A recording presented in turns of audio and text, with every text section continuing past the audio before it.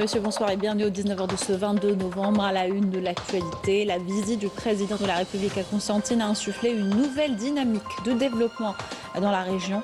Le chef de l'État a abordé plusieurs sujets économiques et sociaux. Nous l'écouterons dans quelques instants.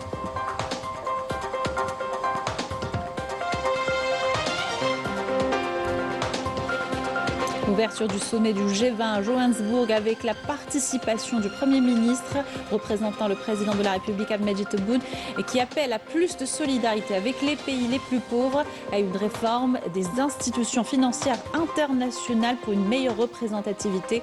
Les détails tout à l'heure.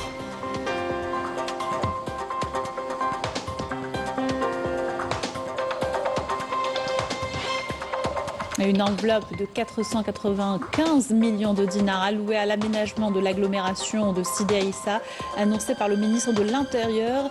Saïd Ayoud est en visite dans la wilaya pour faire le point sur les dégâts des dernières intempéries.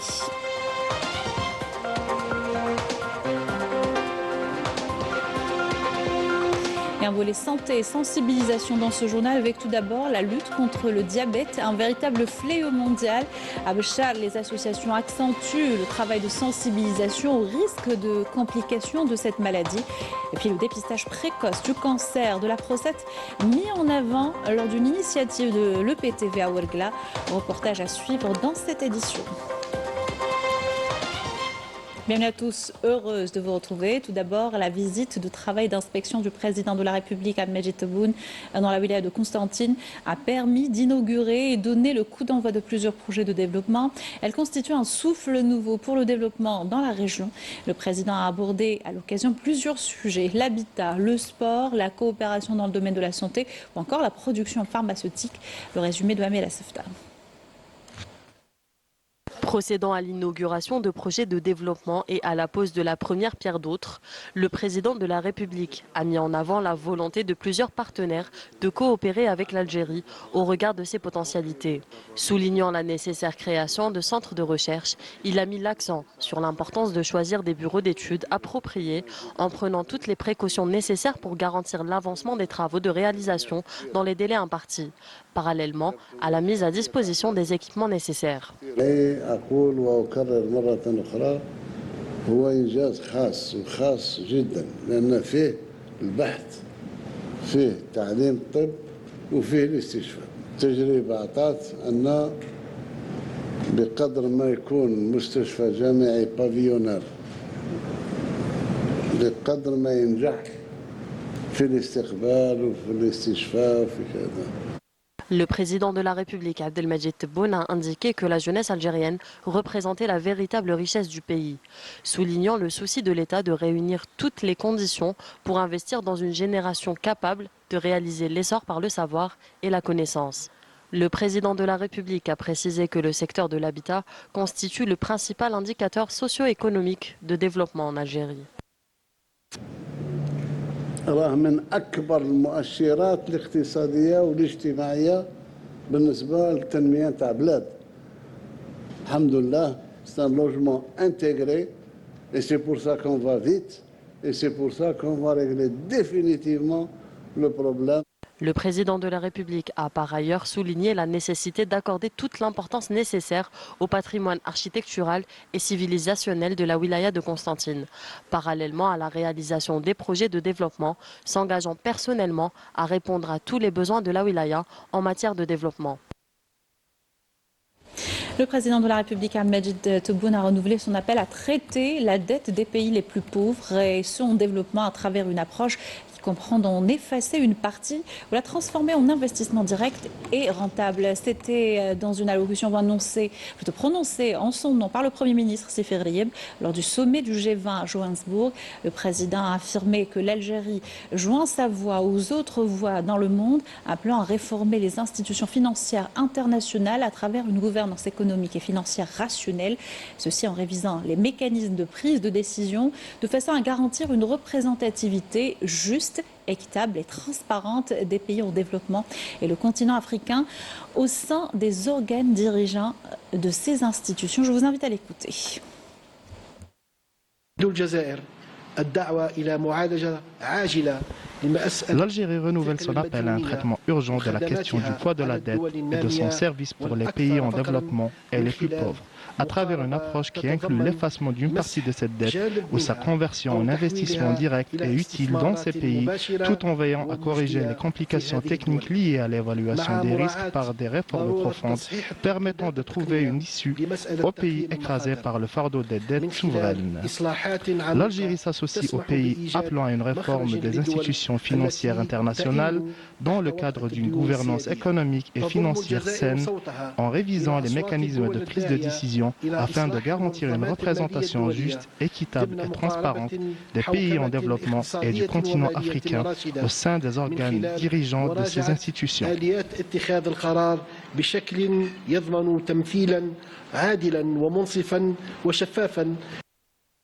Voilà donc un message fort du président de la République lors du G20. Il s'agit d'associer le continent à la redéfinition des contours de la future économie mondiale, une vision que l'Algérie partage avec l'Afrique du Sud, le pays président de ce sommet du G20. Notre envoyé spécial Kamal Suig nous en parle.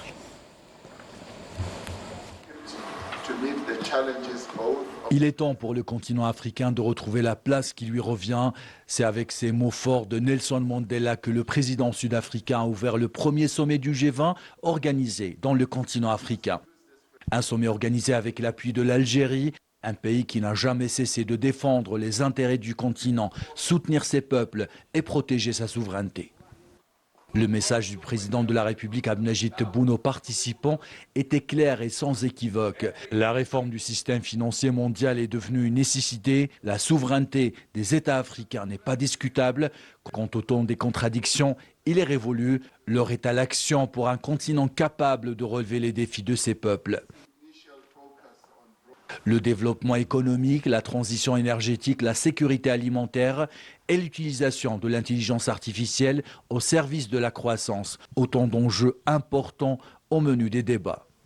Loin des slogans de conjoncture, ce G20 s'appuie désormais sur des mesures concrètes présentées par le comité des experts africains.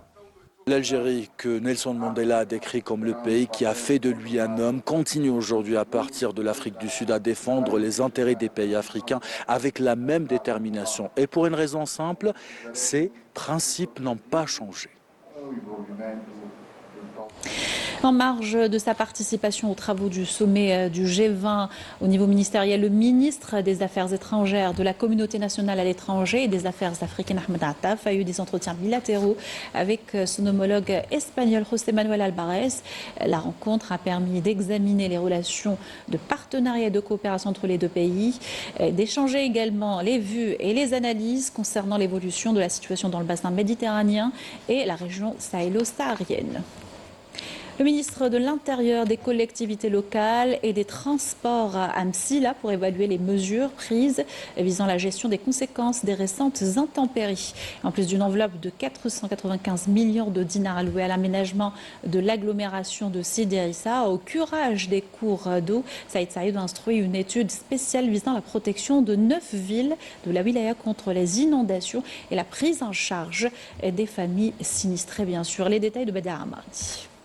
Afin d'évaluer la prise en charge des conséquences des récentes intempéries à Msila, le ministre de l'Intérieur, des collectivités locales et des Transports, Saïd Saïd, s'est rendu sur place dans le cadre d'une visite de travail et d'inspection.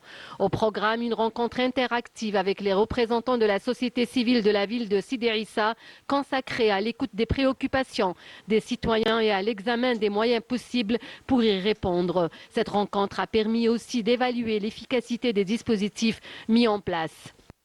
فقد تم غدا زيارتي وتنفيذا لتعليمات السيد رئيس الجمهورية إعادة إسكان. Suivant les instructions du président de la République, il a été procédé au relogement de 9 familles sinistrées dans la wilaya de Msila. Ces familles ont été immédiatement évacuées de leurs maisons classées en zone rouge à la suite des intempéries enregistrées. Le ministre de l'Intérieur est revenu sur les dégâts causés par les intempéries enregistrées récemment à Msila et a promis d'assurer personnellement le suivi sur le terrain. وعلى صعيد المتصل فقد تسببت هذه الاضطرابات الجوية في خسائر مادية Ces intempéries ont provoqué d'importants dégâts matériels, dont l'effondrement partiel de plusieurs routes et infrastructures, ainsi que des dégâts touchant des logements, des établissements scolaires, ainsi que le réseau de transport. Nous sommes venus pour écouter les préoccupations des citoyens et rapprocher les visions entre la société civile et les autorités locales. Nous sommes déterminés à remettre sur pied cette ville et à lui redonner son lustre d'antan. Je m'engage à suivre personnellement l'évolution de la situation à Sidi Issa et la wilaya de Msila en général.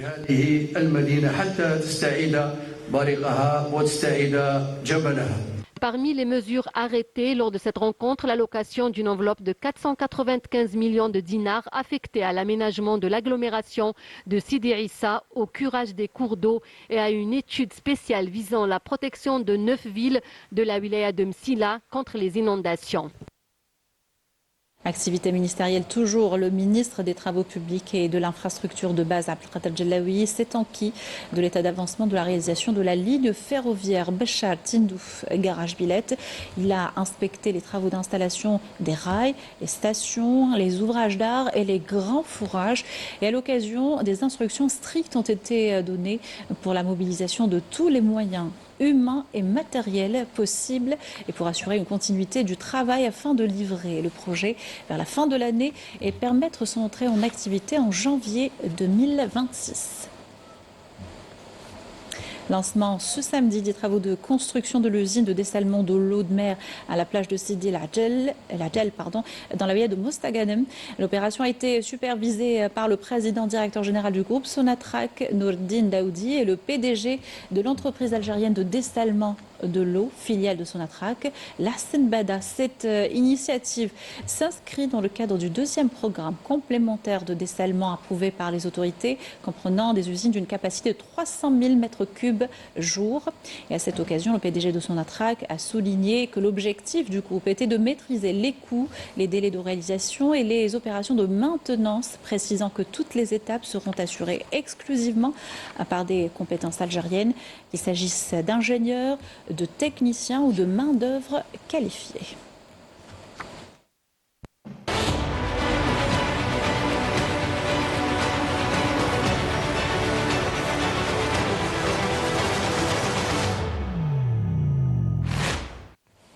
Au Maroc, la grogne populaire ne faiblit pas, les contestations sont quotidiennes et les raisons multiples. Les premières pluies de la saison ont fait éclater au grand jour la situation précaire dans le douar Aït Azzouz. Les routes se retrouvent dans un état lamentable et les écoles inondées. Les habitants expriment leur ras-le-bol et réclament leur droit à une vie décente face à un Marsen qui fait la sourde oreille. Ismahan Soldan et Badia Amardi. Au douar Aït Azzouz, les habitants sont descendus dans la rue pour exprimer leur colère, crier leur rage de vivre dans des conditions inhumaines sans les moyens de vie les plus élémentaires. La marginalisation est leur lot quotidien car le système du Marzen leur a tourné le dos, ne se souciant guère de leur vécu difficile. Ces citoyens marocains demandent aujourd'hui leurs droits et insistent auprès du gouvernement pour satisfaire leurs revendications, à savoir vivre dignement. Depuis 1984 à ce jour, nous appelons à améliorer cette route. En vain. Nous sommes sortis pour revendiquer l'amélioration des routes. Nos enfants et les enseignants n'ont pas été à l'école depuis un mois car les routes sont dans un état lamentable. Le système du Marzen ne se contente pas de marginaliser ses citoyens, mais fait la sourde oreille devant leurs revendications. Ces images parlent d'elles-mêmes. Il a fallu que la pluie tombe pour que cette école soit inondée, empêchant les écoliers d'accéder aux cours. Malgré les appels incessants de leurs parents, aucune solution ne se profile à l'horizon. J'ai 2 enfants scolarisés ici. Regardez les conditions dans lesquelles ils évoluent. Des inondations, pas de chauffage. Pourtant, la pluie commence à peine à tomber. Imaginez quelle serait la situation s'il pleut pendant une semaine.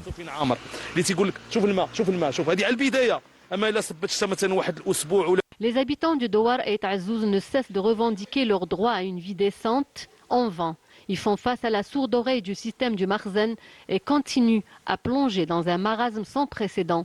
Mais leur combat continue. Au plan à présent sur la BEA internationale, succursale de la Banque extérieure d'Algérie à l'étranger. Elle a pour but premier d'accompagner l'essor économique du pays. Elle est essentiellement tournée vers la communauté algérienne établie à l'étranger et désormais celle en France pour faciliter les opérations d'investissement et les transactions entre les deux pays. Correspondance de Afaf Belhouchet. La finance algérienne franchit une nouvelle étape à Paris, dans le 17e arrondissement.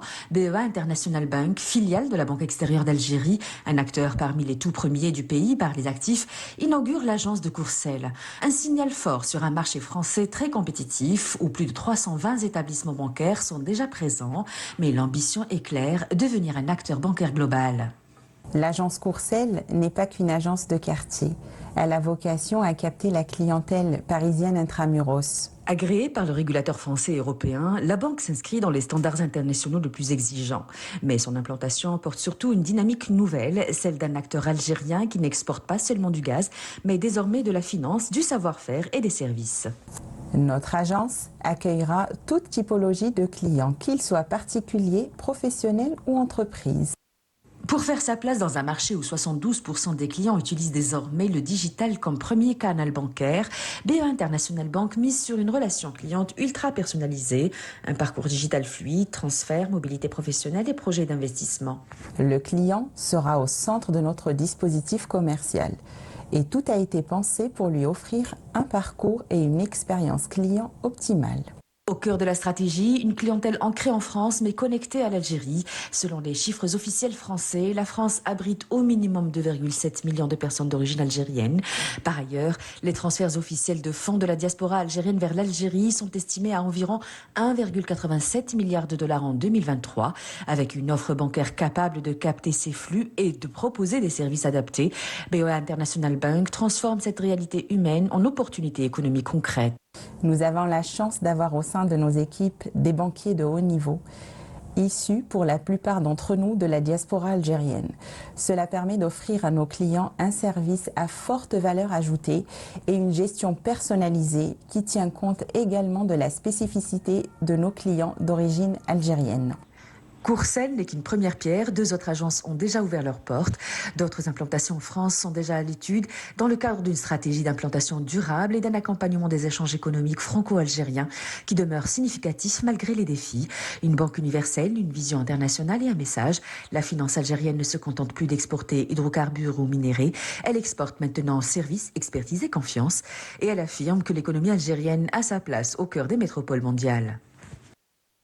On reste dans l'économie. La production pharmaceutique a connu une grande avancée dans le pays. Un exemple de réussite au service de la sécurité sanitaire, le laboratoire Frater Reises à Alger. Sa production qui ne cesse de croître se distingue.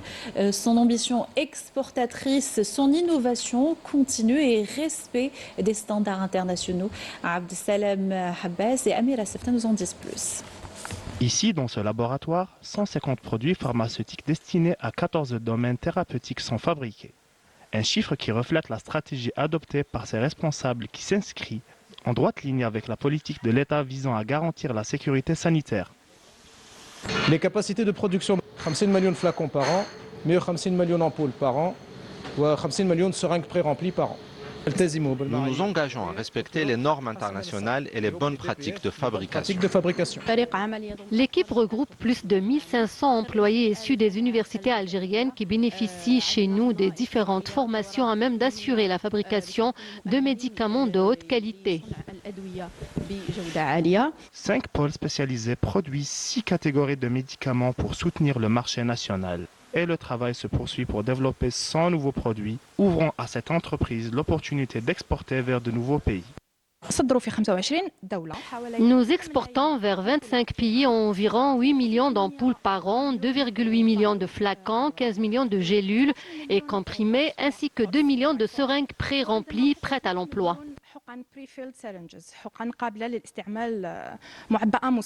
Une réussite qui constitue l'illustration parfaite des entreprises performantes qui adoptent une vision nationale fondée sur 3 principes: des compétences locales qualifiées, le renforcement et la diversification de l'économie nationale et la garantie de la sécurité sanitaire de l'Algérie. Voilà un sujet de Amira Sefta et Walid Benouis. Santé toujours avec l'une des maladies chroniques les plus répandues au monde, le diabète. Une pathologie qui nécessite la prise d'un traitement et surtout le respect d'une hygiène de vie stricte. Et pour cause, ces complications peuvent s'avérer très dangereuses. Les autorités sanitaires tirent la sonnette d'alarme et les associations accentuent la sensibilisation au risque du diabète. Illustration à Bacha dans ce reportage de Jawida Baba. Le diabète est aujourd'hui l'une des maladies chroniques les plus répandues dans le monde et il ne cesse d'attirer l'attention des spécialistes de la santé comme du grand public. Cette maladie, souvent silencieuse, touche aussi bien les jeunes que les adultes et représente un véritable défi sanitaire. Je suis un ancien diabétique, il ne faut pas trop y penser, il faut garder le bon moral, prendre son traitement pour mieux gérer cette maladie.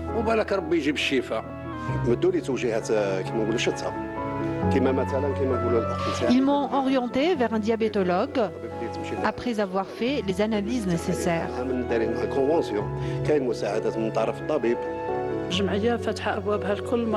Les portes de l'association sont ouvertes à tous les diabétiques, anciens comme nouveaux, petits et grands. Nous avons enregistré rien qu'à Béchar 23 600 diabétiques. Les médecins soulignent que le diabète n'est pas seulement une question de taux de sucre élevé, mais une problématique globale liée au mode de vie, à l'alimentation et au manque d'activité physique. Les campagnes de sensibilisation jouent un rôle essentiel. Elles informent, préviennent et encouragent les citoyens à adopter de bonnes habitudes pour réduire les risques.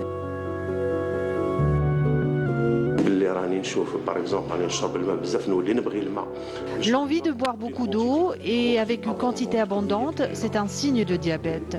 Il faut voir un médecin généraliste, faire des analyses, puis il sera orienté vers nous au service de diabétologie. Nous le consultons correctement et chaque 3 mois, il faut refaire le bilan général. Chaque 3 mois, il faut vérifier. Il faut vérifier le malade correctement, il faut demander un bilan. Aujourd'hui, les autorités sanitaires appellent à une prise de conscience collective car la prévention reste la meilleure arme pour limiter la progression de la maladie. Entre dépistage précoce, éducation nutritionnelle et accompagnement médical, la lutte contre le diabète devient un objectif prioritaire pour préserver la santé publique.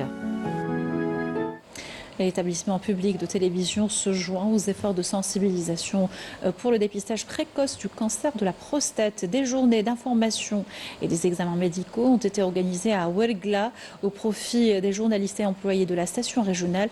Farhat Mouzaoui pour le compte-rendu. En collaboration avec le ministère de la Santé à la CNAS, l'établissement public de la télévision algérienne a organisé des journées de sensibilisation sur le cancer de la prostate. La station régionale de Ouergla a participé en assurant des examens médicaux pour ses journalistes et employés. L'initiative est très importante car elle permet aux employés de mieux connaître les symptômes et les facteurs de risque et les signes associés au cancer de la prostate.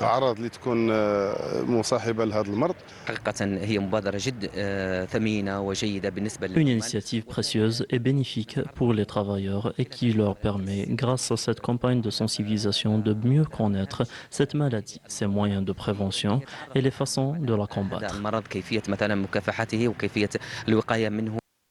Cette campagne qui dure 3 jours a été fortement appréciée.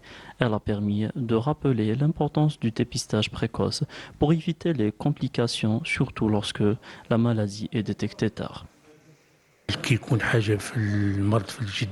Grâce à cette initiative, les employés ont pu comprendre les causes du cancer, son évolution ainsi que les bonnes pratiques pour s'en protéger.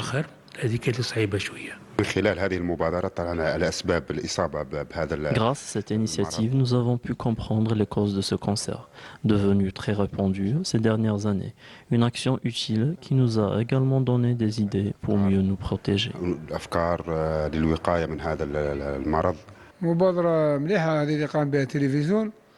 C'est une action précieuse qui sensibilise les travailleurs sur les moyens de prévention et de lutte contre cette maladie. Une démarche louable menée par la télévision, saluée par les travailleurs et qui a renforcé la culture de la prévention au sein de l'établissement. On va à Ain Defla à présent, où s'est déroulé un événement culinaire original, le concours national de cuisson des poissons d'eau douce. La compétition a réuni chefs passionnés, visiteurs, venus célébrer le savoir-faire culinaire national et mis en avant la ressource halieutique de la région. Reportage de May Chapout. Dans la wilaya de Ain Defla, le village touristique de Hammam Rera accueille un événement unique, un concours national de cuisson des poissons d'eau douce, un événement qui réunit des chefs, des passionnés et des visiteurs autour d'un savoir-faire local. Depuis quelques jours, une vingtaine de chefs de différentes régions se succèdent pour présenter leurs plats à base de poissons d'eau douce. C'est une excellente initiative d'initier les poissons d'eau douce dans la cuisine. Cela permet de s'ouvrir à d'autres mets et encourager l'élevage de poissons d'eau douce. Les participants ont commencé par préparer leurs recettes sur place avant de passer au dressage de leurs assiettes, organisées en plusieurs vagues. Ils ont chacun mis en avant leur technique et leur créativité. J'ai fait la paella, j'ai fait la salade de poule, j'ai fait le cendre, ou les capres, ou le talapia. Recette classique avec sauce rouge. Opté pour faire une sorte de soupe au poisson ainsi qu'une bastela au poisson d'eau douce. Pour les candidats, mission accomplie. Sublimer le poisson d'eau douce de la région et convaincre les membres du jury. Ces derniers choisissent les meilleurs plats selon 3 critères: cuisson, goût et présentation. Voici tout. Des spaghettis. Là, tout ce qui m'a intéressé beaucoup, c'est la création. Il y a eu beaucoup de création. Je félicite ces candidats qui ont pensé à ça et je félicite aussi les personnes qui ont organisé cet événement. Et les candidats, ils ont vraiment bien réussi le goût et pas avec des épices, avec des macérations que nous ont vraiment, même gustativement, on a oublié que c'était un poisson d'eau douce et que je trouve que c'est vraiment formidable. Des participants venant de 20 wilayas étaient présents pour cette première édition. Je suis très satisfaite. Cette compétition met en avant le potentiel que recèle Ain Defla en matière de ressources halieutiques. On a 2 types de poissons. C'est des poissons issus de la pêche continentale qui se développe au niveau des barrages. Et on a un autre type de production qui est issu de l'élevage, notamment dans les bassins agricoles. La journée s'est clôturée par la remise des prix aux gagnants, après plusieurs jours d'évaluation et de rencontres.